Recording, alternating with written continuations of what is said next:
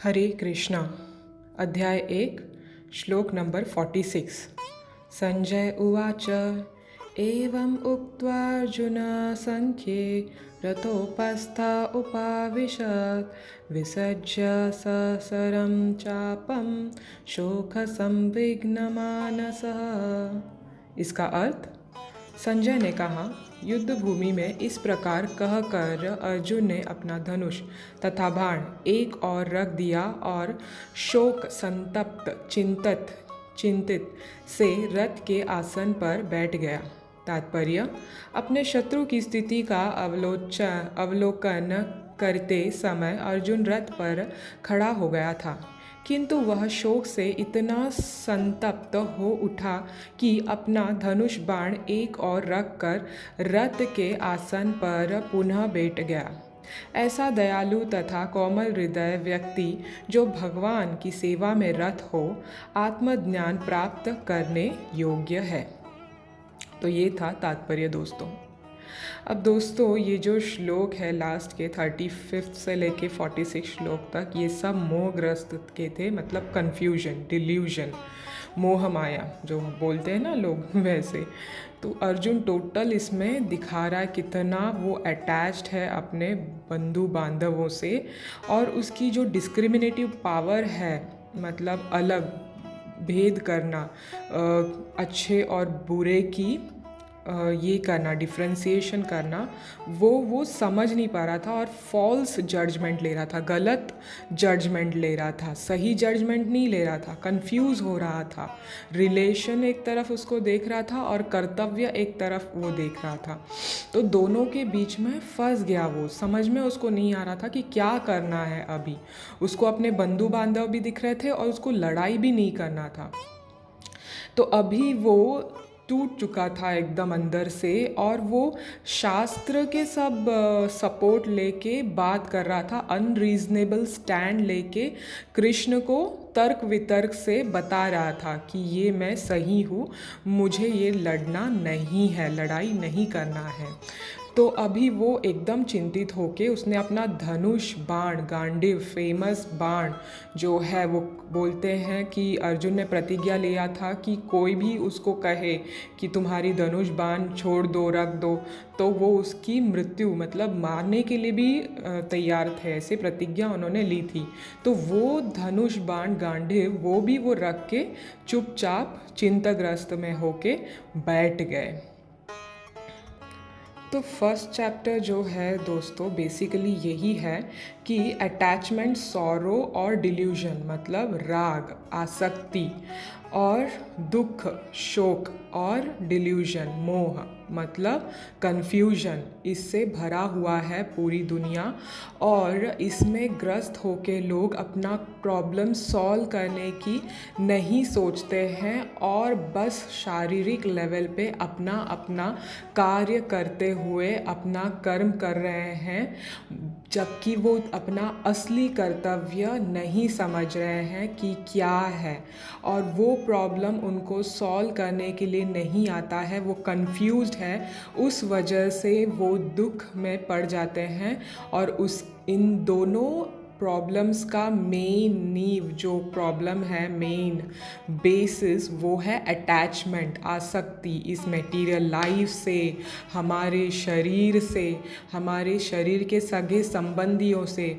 जैसे कि आगे कहाँ पीछे आपको बताया गया था, चर्म रोग, भव रोग, हमको भव रोग लगा है, मटेरियल डिसीज़ लगी है।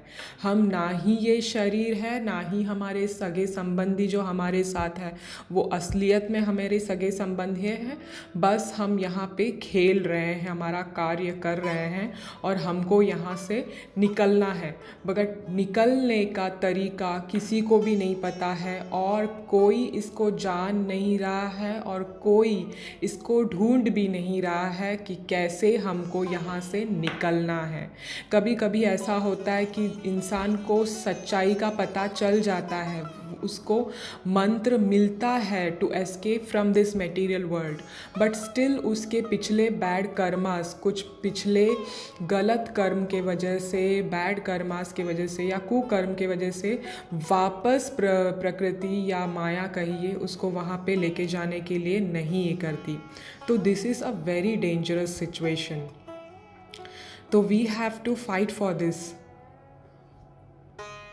तो कौन है हम? बॉडी, माइंड और समथिंग हायर, शरीर, बुद्धि या कुछ उससे बढ़ के। मटेरियलिस्टिक सोसाइटी में जो ये अनएनलाइटेंड मतलब आत्मा साक्षात्कार नहीं हुए जो लीडर्स हैं, जो हमारे पॉलिटिशियंस हुए या हेड्स ऑफ द सोसाइटीज़ हुए, ये इनके बारे में नहीं जानते हैं और ना ही हमको इस बारे में बता रहे हैं। किसके बारे में? जो तात्पर्य में श्रीला प्रभुपाद ने दिया है, आत्मज्ञान प्राप्त करने के योग्य था अर्जुन, क्योंकि वो दयालु और कोमल हृदय का व्यक्ति था। तो ये आत्म साक्षात्कार जो है, साइंस ऑफ सेल्फ रियलाइजेशन, ये सिर्फ उन्हीं लोगों को है और वही लोग पहुंच सकते हैं जो दयालु हैं और कोमल हृदय के हैं। तो ये आत्म साक्षात्कार क्या है? हम बस अपना टाइम इसी में, वैल्यूएबल टाइम इसी में वेस्ट करते हैं, हमारा नश्वर शरीर को मेंटेन करने में, डेकोरेट करने में, पैम्पर करने में, सजाने में, धजाने में बस। और इम्पॉर्टेंट जो है कृष्ण कॉन्शियसनेस मूवमेंट, हरे कृष्ण महामंत्र का जप करना, भगवत गीता का पाठ करना, शास्त्र स्क्रिप्चर्स का हमारा अध्ययन करना, जो कि ये मानव सोसाइटी को सेव करती है, मदद करती है। किससे? आध्यात्मिक मृत्यु से। ये आध्यात्मिक मृत्यु क्या है? हम अपनी आत्मा को मार रहे हैं, बार बार शरीर धारण कर रहे हैं। अगर आप सोचिए, आपको ये बार बार शरीर धारण करने की ज़रूरत नहीं है, एक एटर्नल लाइफ आपको मिल गया, तो कितना सुखद होगा वो, कितना खुशी होगी अनंत काल के लिए, फॉर एटर्नली। तो ह्यूमन लाइफ का एम क्या है, ऑब्जेक्टिव क्या है? सेल्फ रियलाइजेशन, आत्म साक्षात्कार ही ऑब्जेक्टिव है। क्या है? री इस्टेब्लिशिंग अपना जो लॉस्ट रिलेशनशिप है भगवान के साथ, supreme personality of God head Krishna के साथ, उसको री इस्टेब्लिश करना, वापस संस्थापित करना, वो हमारा असली कर्तव्य है। तो किसी को भी ये असली चीज़ के पीछे इम्पोर्टेंस पता ही नहीं है, अपने अपने काम में बस फालतू के टाइम पास में लगे हुए हैं, बस कुछ काम नहीं है, कुछ धंधा नहीं है, बस अपना पेट पालना है और बस निकल जाना है। यही सब की अभी गुरु मंत्र हो गई है, जबकि लोग इतना नहीं समझ रहे हैं कि हम शरीर नहीं हैं, हम आत्मा हैं। और अर्जुन भी इसीलिए रो रहा है क्योंकि वो उसको समझ में आ रहा है दुख की बात, बट सिचुएशन अलग है यहाँ पे, इसीलिए वो सही नहीं था। इसीलिए भगवान उसको आगे बताएंगे कि क्या सही है, क्या गलत है, कहाँ हमको शोक करना चाहिए, कहाँ हमें अटैचमेंट हमारा लगाना चाहिए और किससे हमको डिटैच होना है। तो आजकल लोग दुनिया में बहुत इग्नोरेंस में हैं, अंधकार में जी रहे हैं, अपना ज़िंदगी बस नरकीय जीवन में लेके जा रहे हैं। ये पहला चैप्टर यही बता रहा है कि हम सब नर्क के तरफ जा रहे हैं और कुछ लोग तो रास्ते में हैं या डोर पे उसके खड़े हैं, या कुछ लोग पहुंच भी गए हैं नर्क में। तो कौन बचाएगा हमको नर्क जाने से? कौन बचाएगा हम इतने बड़े दुख से, इतने बड़े दुखों के सागर से पार करने के लिए? कौन बचाएगा? सिर्फ गुरु बचाएंगे, वैष्णव बचाएंगे, भगवान के कृष्ण के भक्त बचाएंगे। एक छोटे से ब्रेड के टुकड़े के लिए, एक छोटे से रोटी के टुकड़े के लिए हम दिन रात मेहनत करते हैं, गधा मजूरी करते हैं, गधा मजूरी।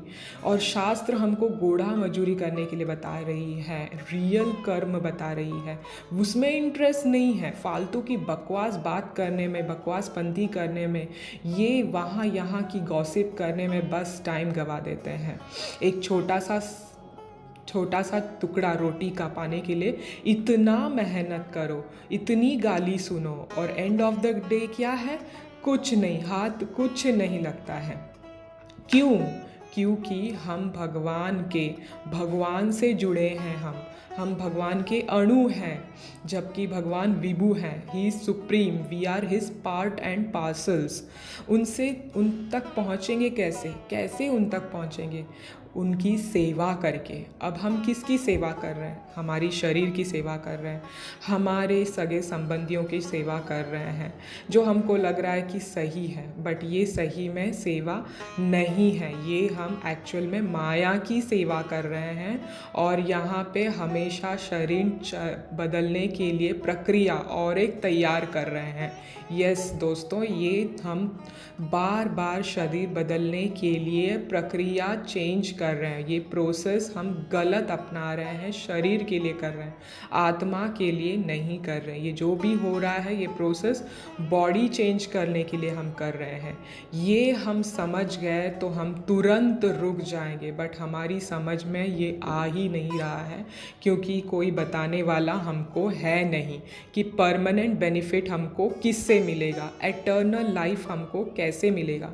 ये सिर्फ भगवान के साथ अपना जो लॉस्ट रिलेशनशिप है उसको रीगेन करके ही मिलेगा। भगवान ही हमारे असली रिलेटिव हैं, असली सगे संबंधी हैं, हमारे रियल वेलविशर हैं। तो डिवोटी, एक भक्त जो है वो कुछ ना कुछ रिलेशनशिप में भगवान के साथ है, सुप्रीम लॉर्ड कृष्णा के साथ है। वो 5 प्रकार के होते हैं जो रिलेशंस भगवान के साथ स्थापित करता है।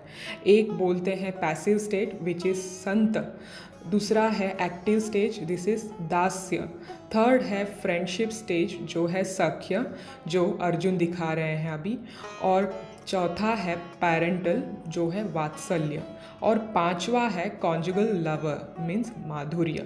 इन 5 रिलेशनशिप में कोई एक रिलेशनशिप हम भगवान के साथ जोड़ लेते हैं तो हम तुरंत से तुरंत उनके पास पहुंच सकते हैं। अब इस रिलेशनशिप को इस्टेब्लिश कैसे करें, कैसे इसको वापस रीगेन करें, क्योंकि हम तो भौतिक में इतने फंसे हैं भैया कि हमको तो रिलेशन इस्टेब्लिश करने के लिए आता ही नहीं है। हम तो शारीरिक रिलेशनशिप में फंसे हुए हैं। हम अपने सगे संबंधी, अपने पति, भाई, बच्चा, माँ, बहन, बेटी, इसी को ही अपना समझ के बैठे हैं। तो इसको कैसे दूर करें और रियल रिलेशनशिप जो भगवान के साथ है उसको कैसे इस्टेब्लिश करें?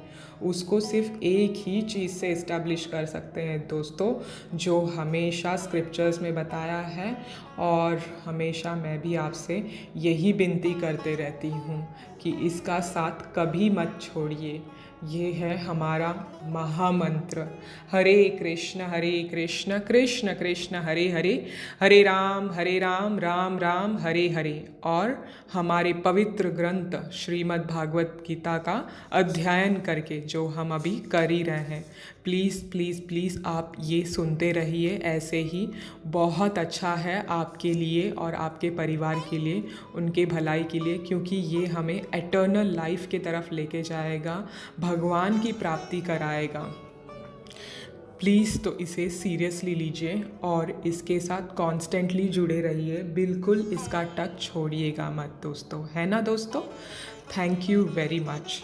हरे कृष्ण कृष्ण कृष्ण हरे हरे, हरे राम राम राम हरे हरे। श्रीला प्रभुपाद की जय। हरे कृष्णा दोस्तों, कल चैप्टर 1 मतलब अध्याय 1 पूरा कंप्लीट हो गया था श्लोक नंबर 46 के साथ। तो आप सबको मैं धन्यवाद देना चाहती हूँ कि इतने दिन आपने मेरा साथ दिया और इतना सपोर्ट और आपका प्यार दिया भगवद गीता सुनने में, और मुझे आप लोगों के लिए बोलने में और ये तैयारी करने में बहुत खुशी होती है कि बहुत लोग इससे जुड़ गए हैं अभी और इसका बेनिफिट ले रहे हैं। तो आप बहुत बहुत बहुत भाग्यशाली हो, आप पे कृष्ण की कृपा हो गई है, इसीलिए आप भगवद गीता सुन रहे हो इतने पेशेंटली। ये साधारण बात नहीं है। तो मैं पहले फ़र्स्ट ऑफ़ ऑल आप सबको धन्यवाद देना चाहती हूँ कि आप बहुत अच्छा काम कर रहे हो, बहुत भगवत कार्य कर रहे हो इसको समझने के लिए, पढ़ने के लिए।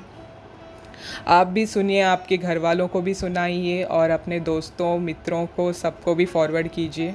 कोई प्रॉब्लम नहीं है, मेरा फुल परमिशन है इसका, ताकि सबको इसका ज्ञान मिले, भगवद गीता का सबको इसका लाभ मिले और अंतकाल में हम सब नरक न जाते हुए, न किसी दुख का अनुभव करते हुए, उस अनंत सुख को पाते हुए, भगवान को याद करते हुए कृष्ण लोक वापस हंसी खुशी चले जाएं।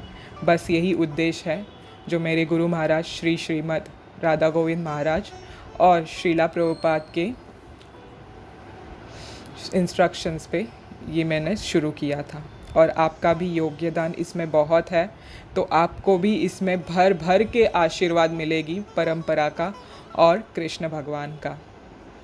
तो दोस्तों, सेकंड चैप्टर शुरू करने से पहले हम और कुछ समझ लेते हैं भगवद गीता के बारे में, जिससे कि हमारा भगवद गीता के ऊपर और भगवान कृष्ण के ऊपर आसक्ति और बढ़ जाए और आस्था हमारी हमेशा बनी रहे। दोस्तों, इसमें अच्छी चीज़ में जुड़ी रहना बहुत बहुत बहुत मुश्किल बात है, क्योंकि माया इतनी प्रबल है कलयुग में कि वो अच्छे चीज़ हमको करने ही नहीं देती है। और हम माया को भी दोष नहीं दे सकते, क्योंकि हम खुद ही स्थिर नहीं हैं। इंसान 1-2 घंटे के लिए भी कोई कुछ कर लेता है तो वो उब जाता है उस चीज़ से और वो छोड़ देता है उसको करना। तो इस चीज़ को इतने दिन करना ये बहुत बड़ी बात है। इसके लिए कृष्ण और गुरु का हमारे ऊपर अनुग्रह होना, हमारे ऊपर करुणामयी ब्लेसिंग्स होना बहुत ज़रूरी है, जो आप पा चुके हो। इसीलिए आप इतने कॉन्स्टेंटली स्टेडीली भगवद गीता के श्लोक सुन रहे हो आनंद से और उसका लाभ ले रहे हो। तो मेरा आपसे यही अनुग्रह है कि आप अंत तक ऐसे ही सुने और ऐसे ही इसको ग्रहण कीजिए, क्योंकि यही हमारी सद्गति करवाएगा, है ना दोस्तों। तो इस खुशी में आज मैं आपको एक बहुत रोचक कहानी सुनाऊंगी भगवद गीता के ऊपर, जो चैतन्य चरितामृता में आती है। ये कहानी चैतन्य महाप्रभु की है। चैतन्य महाप्रभु, जैसे मैंने आपको कहा था, श्री कृष्ण चैतन्य, जिनको गौरांगा भी बोलते हैं, क्योंकि वो गौर वर्ण के हैं, मतलब बहुत मोल्टन गोल्ड जो है ना, पिघला हुआ सोना, वैसा उनका कलर है, राधा रानी का कलर है उनका।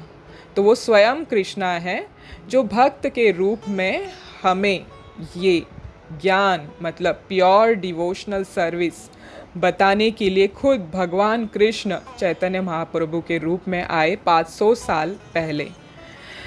उनके बारे में मैं क्या कहूँ दोस्तों, मतलब भगवान के बारे में कहना, मतलब मेरी मुंह बहुत छोटी है इस चीज़ के लिए बोलने के लिए। और चैतन्य महाप्रभु तो कृष्णा से भी दयालु है, कृष्णा से भी दयालु।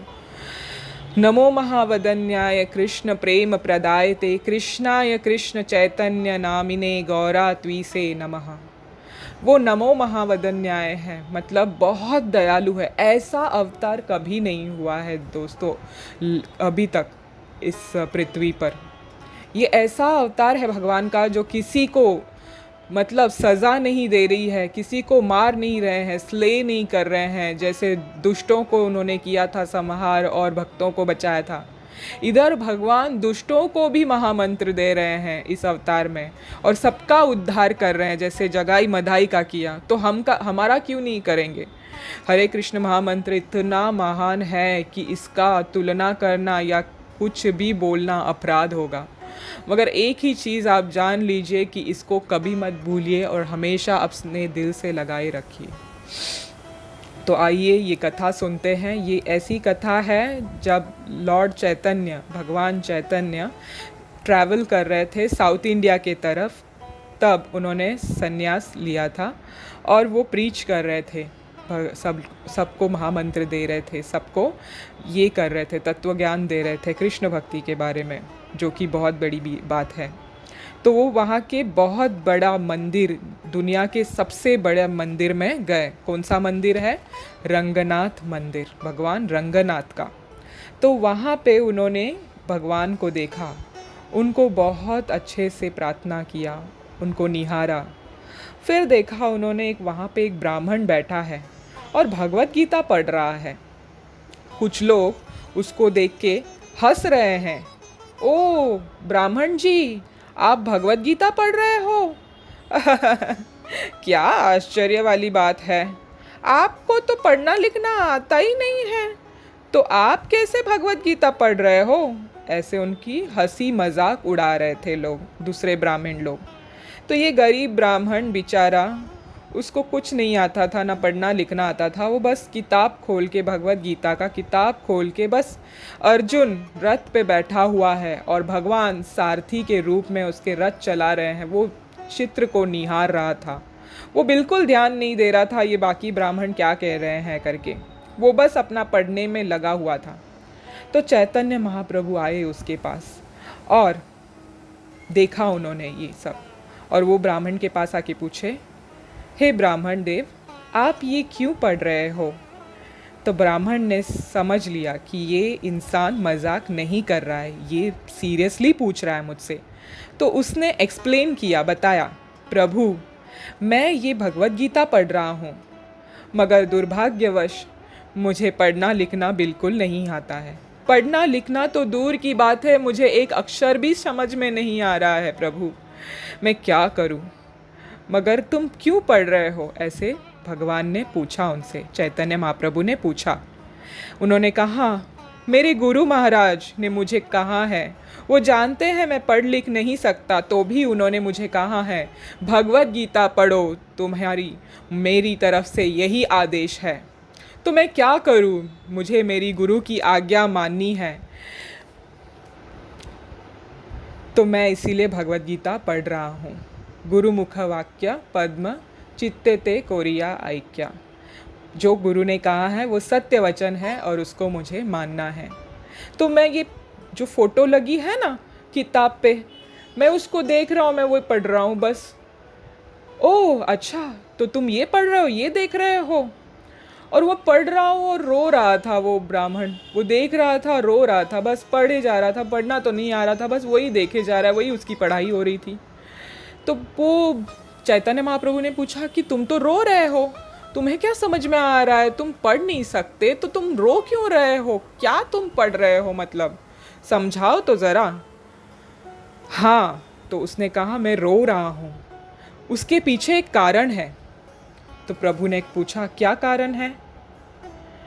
जैसे ही मैं भगवत गीता पकड़ता हूँ, मुझे भगवान कृष्ण का याद आता है।